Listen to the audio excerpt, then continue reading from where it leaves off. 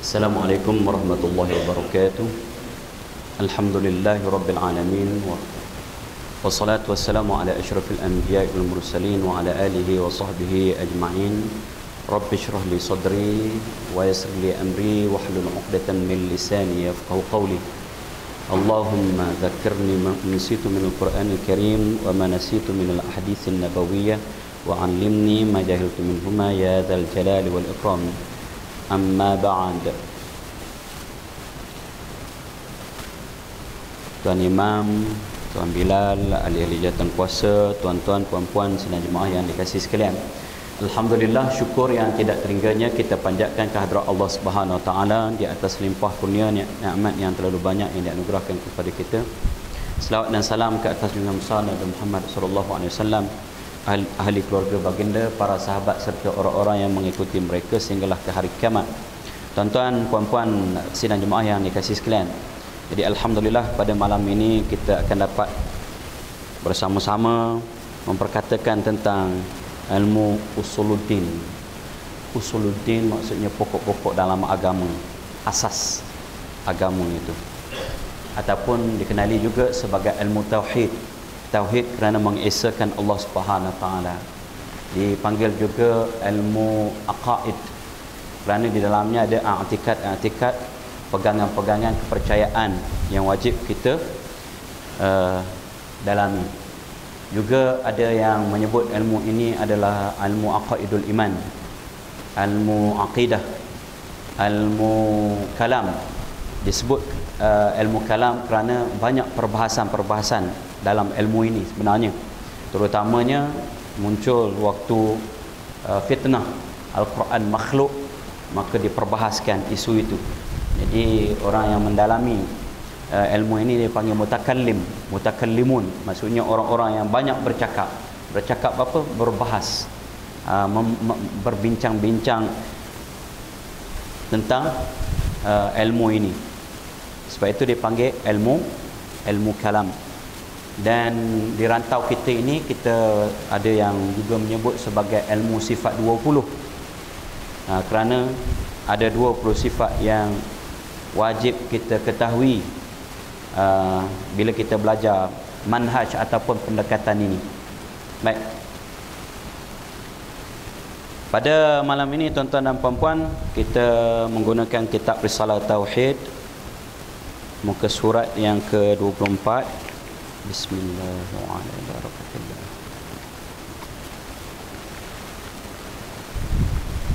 Dua, i'tikad jabariyah. Kita selesai memperkatakan tentang i'tikad qadariyah, iaitu contoh-contoh pegangan i'tikad kepercayaan. Ya. Yang pertama kita sebut dahulu qadariyah, dan pada malam ini i'tikad jabariyah.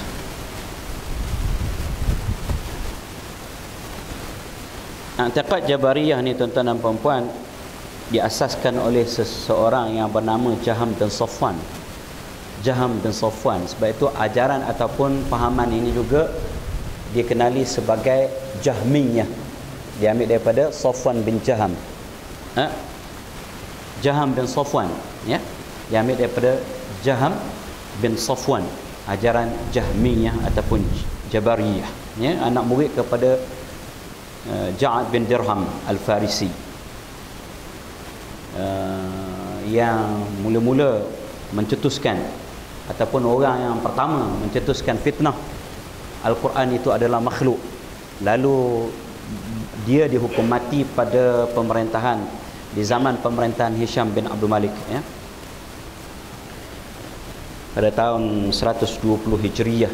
Ja'ad bin Dirham ini. Jadi Jaham bin Safwan ini adalah anak murid kepada Ja'ad bin Dirham, berasal daripada Khurasan dan muncul di Kufah, ya. Akhirnya terbunuh dalam satu pertempuran. Baik. Ajaran ini juga adalah ajaran Mu'attilah sebenarnya, kerana menafikan sifat-sifat Allah Subhanahu Wa Taala, sifat yang sabit pada mereka hanya sifat-sifat yang tidak boleh disabitkan kepada manusia. seperti Qadir yang Maha berkuasa, seperti menciptakan, seperti menghidupkan, mematikan, melakukan, membuat. Itu saja sifat-sifat yang dinisbahkan pada Allah Subhanahu Wa Taala. Yang lain-lain dia kata tak ada. Sebab itu ada juga yang menggelarkan Jabariyah, Jahmiyah, Mu'attilah, ya. Dan akhirnya mazhab ini terpecah kepada tiga. Jahmiyah ni satu, yang kedua Najjariyah, pengikut kepada Husain ibn An-Najjar, dan yang ketiganya Dirariyah, ya. Dirariyah, pengikut kepada Dirar bin Umar. Baik. Perkataan Jabariyah itu nisbah kepada Jabrun. Dalam kitab ini disebabkan tebal sangat, dia jadi bold, jadi lam, agaknya berulang kali dicetak, jadi seolah-olah macam kha ha ra. Dia sebenarnya kha tu silat titik, jim, jim. Ni jin mata satu ni, kata dia Piramli ni. Duduk, ya. Kalau ha tu jin tak ada mata, ni jim mata satu. Dan tengah-tengah tu ba, gaya macam ha. Jadi kha ha mati, ra baris dua di depan, jadi khahrun. Ini yang tuan-tuan dan perempuan kena mengaji berguru ni. Kita tidak boleh baca kitab, tak maknanya kitab-kitab tua ni seorang-seorang. Takut nanti tak faham. Tak faham tak apa lagi, salah faham. Jadi jabrun, ya, jabrun dalam kurungan maksudnya tergagah, terpaksa. Maksudnya barang siapa beriktikad bahawasanya manusia dan makhluk bergantung kepada qada dan qadar semata-mata, tidak ada baginya ikhtiar atau boleh memilih sama sekali, maka i'tikadnya itu dinamakan i'tikad Jabariyah. Jadi sepenuhnya kepada qada dan qadar, ketentuan Allah Subhanahu Wa Taala sahaja, maka tidak ada sebarang usaha daripada dia, tidak ada sebab musabbab, maka orang ini dia panggil Jabariyah, ya. Beza sikit je tu. Ada usaha ataupun tidak ada usaha, ada ikhtiar ataupun tidak ada ikhtiar. Jadi Jabariyah ni terus tak ada ikhtiar. Artinya perbuatan baik dan jahat yang dilakukan di dalam dunia ini bukan kehendak sendiri, bahkan terpaksa menjalankan dengan kehendak dan kuasa Tuhan semata-mata. Itu ya, Jabariyah. Sesungguhnya i'tikad ini mengiktikadkan hamba itu digagahi Allah Ta'ala semata-mata. Digagahi maksudnya dipaksa oleh Allah Subhanahu Wa Ta'ala semata-mata pada segala perbuatannya, sama ada yang disengaja atau tidak. Jadilah manusia itu sama seperti pucuk ruh ditiup oleh angin. Tiada baginya kekuasaan dan ikhtiar dan usaha sama sekali. Ada yang kata macam pucuk ruh, macam dalam kitab ini. Ada yang kata macam apa itu, bulu yang ditiup oleh angin, terbuai-buai ke mana saja angin tiup dia akan pergi. Ada yang kata seperti apa perahu yang tidak bersauh, lepas tengah laut, mana tu ombak ambing, kulu keleh dan sebagainya. Baik.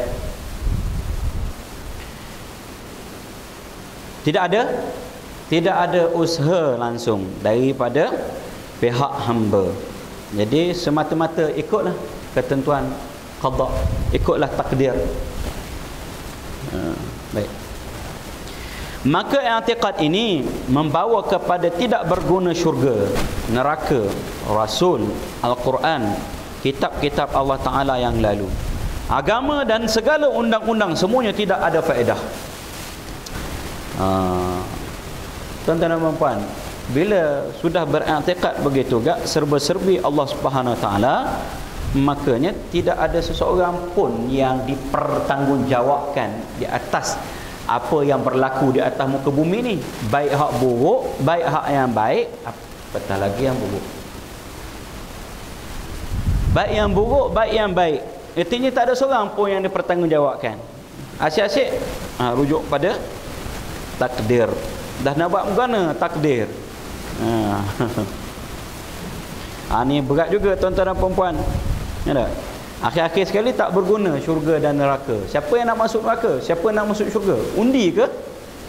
Berdasarkan kepada amalan, hak baik, hak buruk. Baik. Dah kalau hak serba-serbinya itu, maka tidak boleh dipertanggungjawabkan. Ya? Dan ajaran fahaman Jabariyah ni juga, syurga neraka tak kekal, akan musnah akhirnya.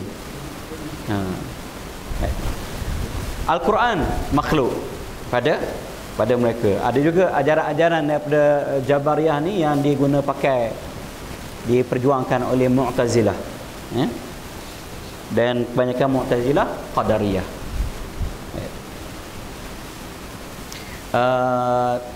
Di akhirat tak boleh tengok Allah Subhanahu Wa Taala, antara ni, ya.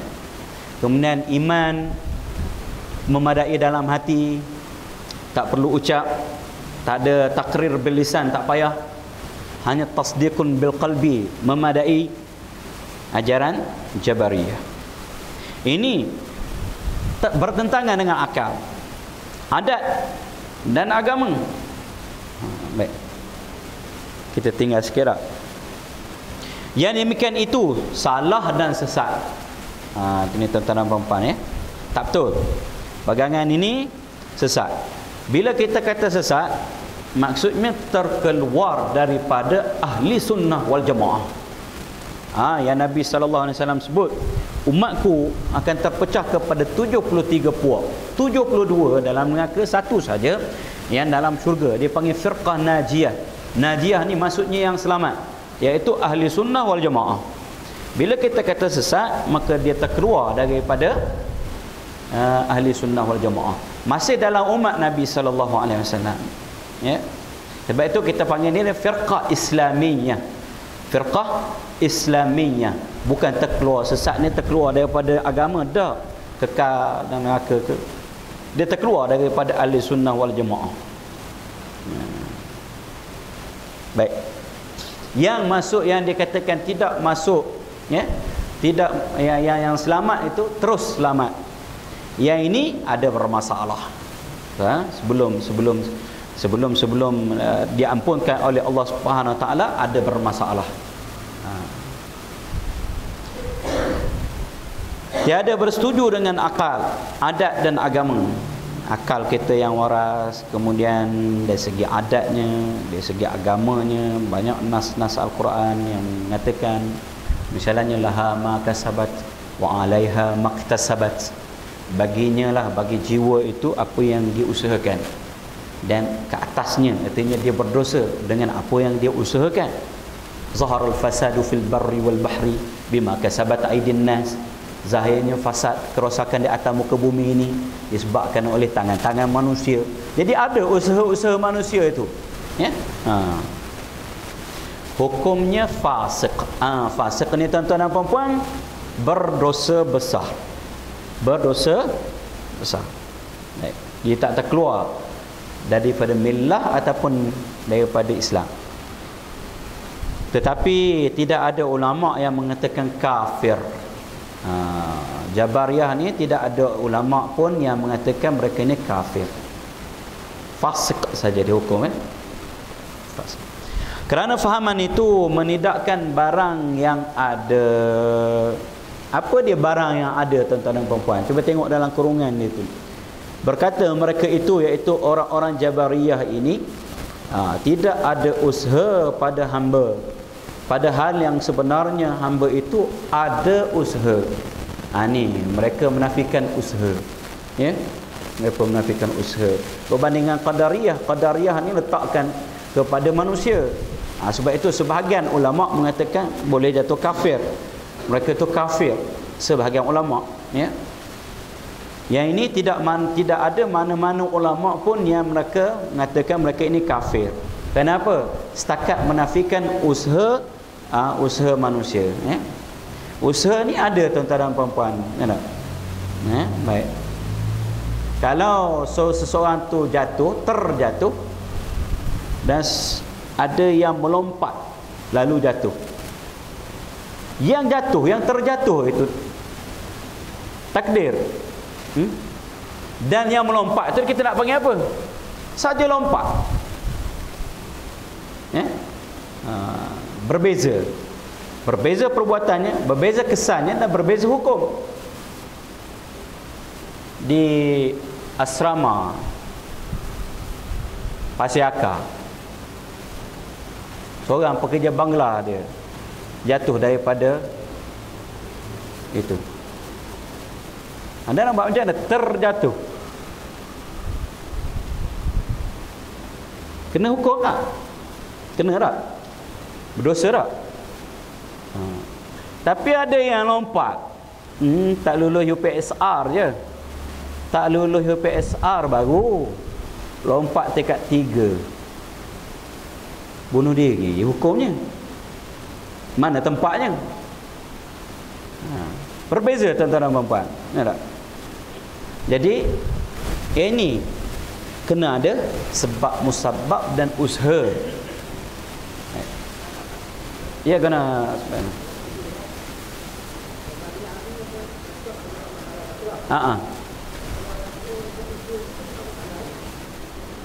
ya, tetapi ada usaha. Ya, tapi ada usaha. Bila kita sebut ada usaha, di situ adab kita dengan Allah Subhanahu Wa Taala. Bila kita nafikan tidak ada usaha, maka tidak ada adab dengan Allah Subhanahu Wa Taala. Sebab itu apabila para anbiya dia sebut, misalnya Nabi Ibrahim, wa idza maridtu fa huwa yashfin, fa idza maridtu, bila aku sakit dia yang menyembuhkan. Ya, tetapi kalau pada hakikat dia, siapa yang bagi sakit tu? Allah Ta'ala juga. Tetapi dengan perintah Allah SWT, Allah mengajarkan kepada kita supaya beradab dengan dia. Dia Tuhan semesta alam, dia berhak untuk menentukan segala-galanya. Dia kata kena beradab dengan aku, maka kena cakap gini, hak molek-molek aku, hak jahatmu. Okey? Sebab itu dia akan ada ma asabaka min hasanatin famin Allah, wa ma asabaka min sayyi'atin famin nafsik. Ya, An-Nisa ayat 78. Apa yang datang, apa yang kena pada kamu, kamu dapat itu daripada kebaikan, maka faminallah, maka daripada Allah Subhanahu Wa Taala. Dan apa yang kamu kena pada kamu itu daripada kejahatan, keburukannya, ialah famin nafsik, daripada usaha kamu.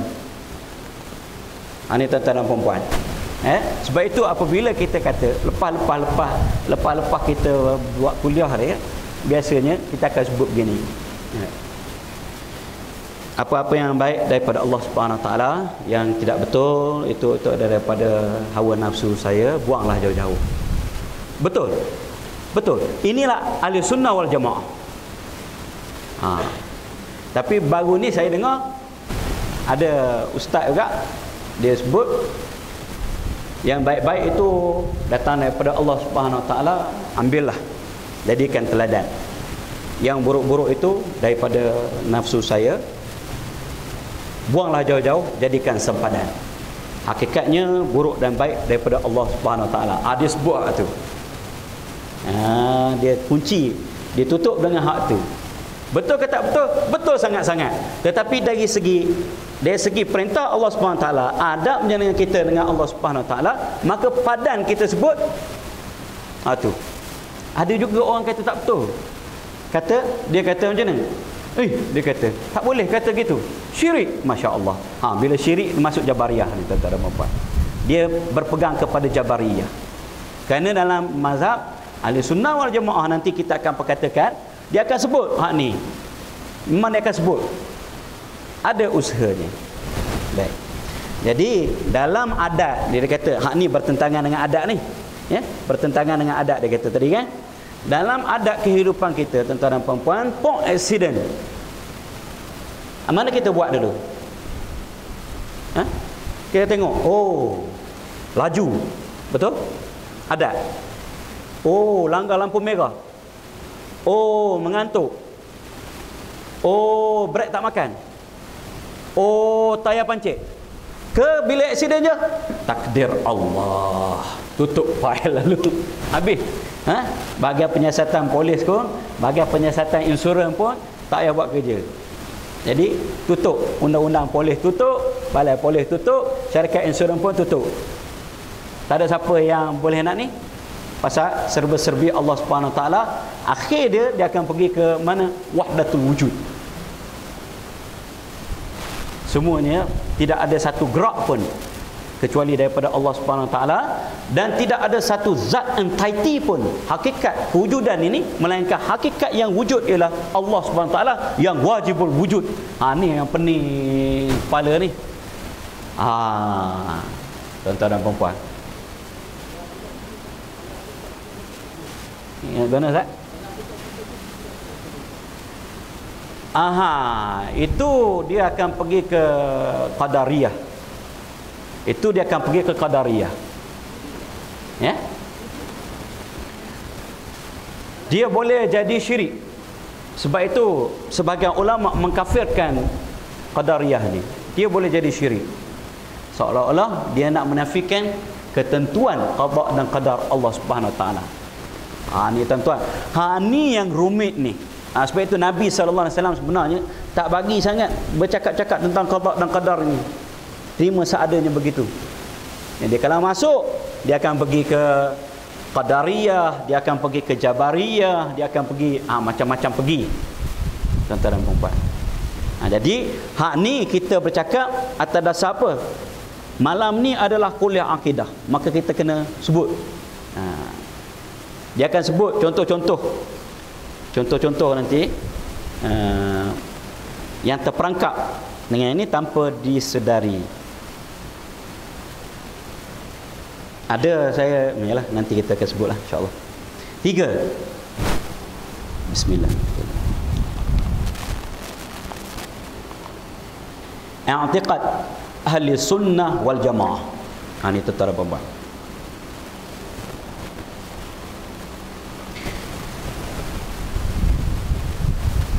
Perkataan ahli sunnah wal jamaah itu artinya orang yang mengikut perjalanan Nabi dan perjalanan orang ramai, iaitu orang yang beriktikad bahawa hamba itu tidak digagahi semata-mata dan tidak memberi bekas segala perbuatan yang disengajanya, tetapi ada perbuatan yang disengaja pada zahir itulah yang dikatakan usaha dan ikhtiar yang tiada memberi bekas pada hal hakikatnya.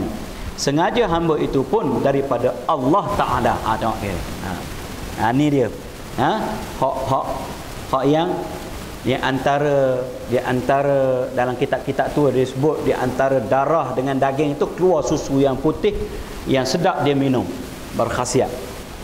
Ni dia. Antara darah dan daging. Mungkin Qadariyah ni darah kot, Jabariyah ni daging.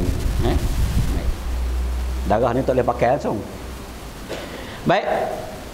Sebelum itu kita perkenalkan sedikit siapakah yang dikatakan ahli sunnah wal jamaah. Dalam kitab Ithafus Sadatil Muttaqin oleh Imam Az-Zabidi ataupun Az-Zubaidi, syarah kepada kitab Ihya Ulumuddin, tebal kitab ni berjilid-jilid. Ada sebut idza utliqa ahli sunnah wal jamaati wal muradu bihi al-asy'ariyatu wal maturidiyatu. Apabila disebut ahli sunnah wal jamaah, maka dikehendaki daripada ahli sunnah wal jamaah itu ialah al-asy'ariyah, iaitu pengikut-pengikut orang yang berpegang kepada ilmu akidah yang disusun oleh Imam Abul Hasan Ali bin Ismail Al-Asy'ari. Ya. Baik. Lahir 260, meninggal dunia 324 Hijriyah dalam umur 64 tahun. Lahir dan wafat di Basrah. Siapa dia? Imam Abul Hasan Ali bin Ismail Al-Asy'ari. Maka orang yang berpegang kepada pendekatan yang dibawa disusun oleh Imam Abul Hasan ini panggil Al-Asy'ari. Jamaknya Al-Asy'ariyah. Al-Asy'ariyah. Ya, mereka juga dipanggil sunniyun, ahli sunnah wal jamaah. Dan pengikut ataupun yang berpegang kepada manhaj pendekatan yang disusun oleh Al-Imam Muhammad bin Muhammad Abu Mansur Al-Maturidi. Sebut molek-molek Al-Maturidi. Saya dengar baru ni dia sebut ikut kokosi aje. Pasal apa? Pasal kena rujuklah sikit, enggak? Baik. Kalau kita tidak pasti, ya, lahir di sebuah kampung Maturid dan di Samarkand, ya, meninggal dunia 333 dalam 9-10 tahun selepas Imam Abu Hasan Asy'ari meninggal. Ni Imam Muhammad bin Muhammad Abu Mansur Al-Maturidi, ya. Baik. Itu dia. Dan kita di Malaysia ni, inilah mazhab yang rasminya. Dan dalam buku kenyataan akidah terakhir oleh Jakim memasukkan satu lagi golongan, iaitu golongan Athariyah. Golongan Athariyah. Athariyah ni maksudnya ahli hadis, asar, ya. Ahli hadis. Banyaknya pengikut-pengikut kepada Imam Ahmad Ibn Hanbal, ataupun mereka ini dipanggil Al-Hanabilah, yang tidak ghulu lah, yang tidak melampau. Ada yang ghulu itu dia pergi ke Mujassimah, Tajsim, Musyabbihah. Jadinya tiga ni lah. Tiga ni. Pengikut kepada Al-Asy'ariyah, Al-Maturidiyah, dan kita sebut yang ketiganya Al-Athariyah, yang kita sebut mula-mula dulu. Mula-mula muqaddimah kuliah ni. So, tuan-tuan ingat? Kita sebut juga dengan Salafiyah. Baik. Beriktikad bahawa hamba tidak digagai semata-mata, dia ada usaha dia. Ya, dia dipanggil yang disengajakan oleh manusia itu. Dan yang disengajakan oleh manusia itu, iaitu usaha dan ikhtiar itu, juga tidak memberi bekas. Juga tidak memberi bekas. Cuma menjadi sebab dan musabab, kerana Allah Subhanahu Wa Taala mencipta, mentakdirkan sesuatu itu ada sebabnya. Ada sebabnya. Accident sebabnya ngantuk. Accident sebabnya apa? Laju. Kalau Jabariyah, accident sebabnya Allah. Jatuh lubang sebabnya Allah. Habislah. Jam belaka habis. Sistem syariat itu didatangkan, Rasul itu didatangkan, Al-Quran itu diturunkan, hadis itu diucapkan oleh Nabi SAW, tidak mempunyai erti apa-apa. Akhir sekali syurga dan neraka pun tak ada erti. Siapa nak masuk neraka? Siapa nak masuk syurga? Tak tahu siapa nak masuk. Nak ikut-ikutnya semua layak belaka. Semua layak belaka. Kenapa? Tidak boleh dinisbahkan sesuatu apapun. Jadi dilucutkan pertanggungjawaban tu 100% pada hamba. Walhasil, sekalian makhluk menyahaja dan berikhtiar pada zahir, dan tergagah pada batin. Ni ya, kena dengar molek ni, ya. Maka ikhtiar dan usaha hamba itulah tempat pergantungan taklif, iaitu hukum dalam kurungan itu, ke atasnya dengan suruh dan tegah, dan itulah sebab bagi pahala dan siksa. Tuan-tuan dan puan-puan, kenapa kita ni mukallaf dipanggil? Artinya orang yang dibebankan dengan tuntutan syariat, hukum hakam, halal dan haram. Kenapa? Kerana kita ada usaha dan ikhtiar yang dicipta oleh Allah Subhanahu Wa Taala, yang wajib kita berusaha. Baik.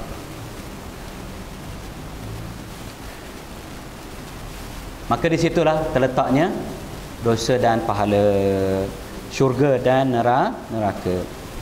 Maka nyatalah i'tikad Ahlussunnah wal Jamaah itu i'tikad pertengahan atau kepercayaan sederhana, kerana i'tikad Jabariyah dan Qadariyah semuanya melebih-lebih sangat. Maka dihukumkan i'tikad Ahlussunnah wal Jamaah dengan sebenar-benar. Maksud sebenar-benar tu jalan yang hak dan pertengahan, kerana ia mengadakan perkara yang ada dan mentiadakan perkara yang tiada. Apa dia? Berkata ahli sunnah, pada hamba itu ada usaha, kerana sebenarnya ada usaha pada hamba, dan mereka itu menidakkan hamba ini tergagah semata-mata, kerana sebenarnya jua hamba itu tidak tergagah semata-mata. I'tikad ahli sunnah wal jamaah ada usahanya. Kalau nak kenyang kena makan, tuan-tuan dan puan-puan. Kalau nak sihat kena makan ubat. Tetapi ubat itu bukan semestinya menyembuhkan.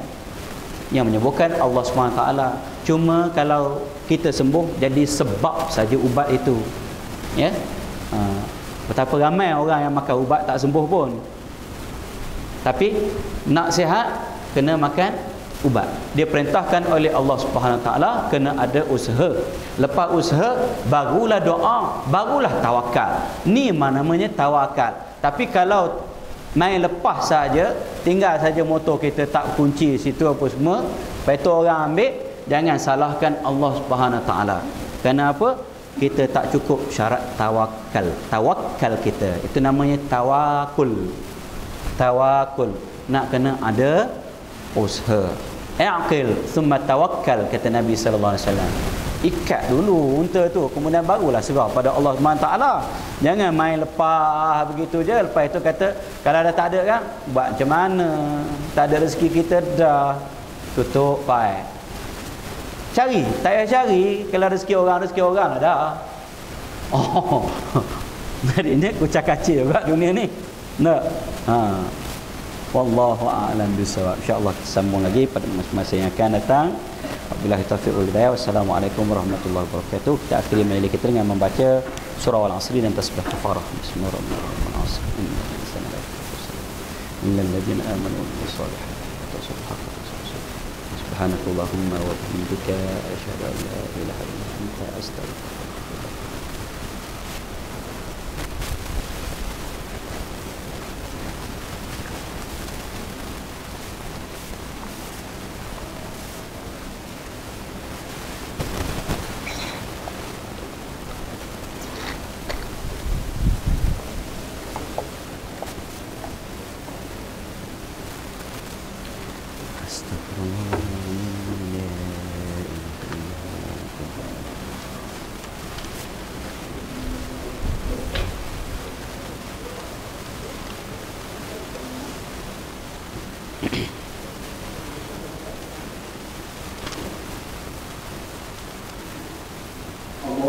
Allah